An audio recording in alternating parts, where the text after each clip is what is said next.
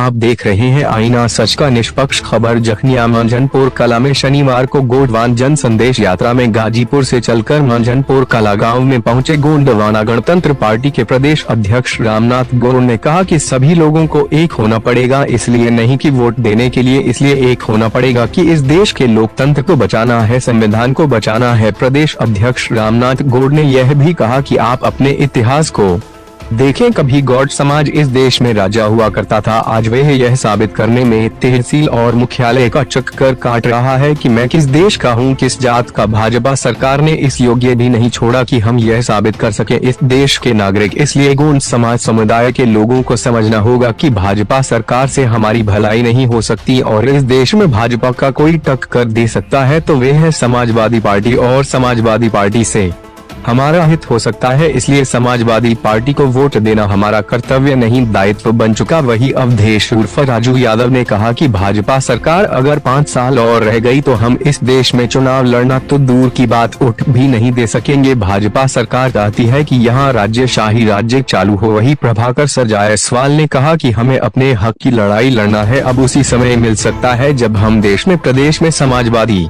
Party की सरकार बनाएंगे, क्योंकि राष्ट्रीय अध्यक्ष अखिलेश यादव ही हम सब लोगों को अपना हक दिला पाएंगे। अगर किसी में दम नहीं है जनता को तो उसी समय भूल जाना चाहिए। आज तक पब्लिक की जरूरत को समझ नहीं पाई भाजपा, आज जब चुनाव सामने आया है तो गेहूं दे रही है, चावल दे रही है, चना दे रही है, तेल दे रही है, नमक दे रही है। वह भी कब तक, जब तक चुनाव न बीती जाए। फिर उसके बाद वही हाल होगी जो उजाला योजना में गैस लेकर और तो का आंसू पूछ रहे थे, वही गैस 1000 हो गया। यह लुभावना में आप लोग न आवे और देश के लोकतंत्र को बचाने साइकिल की बटन दबा में, तब ही इस देश का कल्याण है। अन्यथा जो सरसों हमारे ही खेत में पैदा होती है उसी का तेल आज हमें 250 रुपया किलो खरीदना पड़ रहा है। आप लोग समझदार हैं, बताने की जरूरत नहीं है। देश बचाना है तो अखिलेश को लाना है। इसमें मौके पर उपस्थित प्रदेश अध्यक्ष गोंडवाना गणतंत्र पार्टी के रामनाथ गौड़, उत्तर प्रदेश अरविंद भरवाना, राष्ट्रीय महामंत्री प्रभारी उत्तर प्रदेश मदन प्रसाद आदि लोग उपस्थित रहे। के बोल रहे थे कि काला धन आएगा, सबके खाते में 15 लाख जाएगा। वो काला धन कहाँ आया भैया?